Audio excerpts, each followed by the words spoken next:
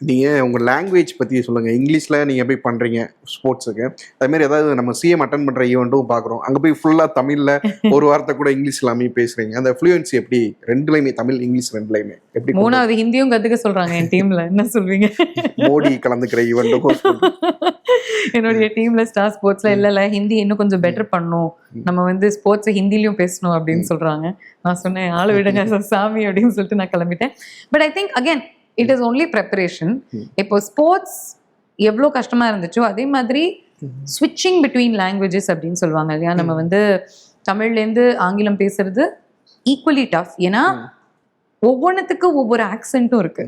அந்த ஆக்சென்ட்டும் நம்ம கரெக்டாக மெயின்டைன் பண்ணி பேசணும் அப்படிங்கிறது தான் முக்கியம். நிறைய ப்ராக்டிஸ், நிறைய படிப்பேன்.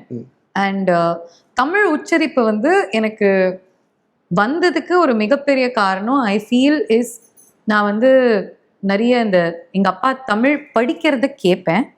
அண்ட் ப்ளஸ் படங்கள், அந்த தூய தமிழ் படங்கள்லாம் பார்க்கும்போது அதை நான் வந்து திருப்பி சொல்லி பார்ப்பேன் அந்த டைலாக்ஸை. ஸோ அப்போ எனக்கு அந்த மாதிரி வந்துச்சு. அண்ட் நியா நானா கோபினா அவர் பேசுகிற அந்த உச்சரிப்பு நான் பார்ப்பேன். அதே மாதிரி இங்கிலீஷ் உச்சரிப்புக்கு நான் நிறைய படிப்பேன், நிறைய ஆங்கில படங்கள் எல்லாமே பார்ப்பேன்.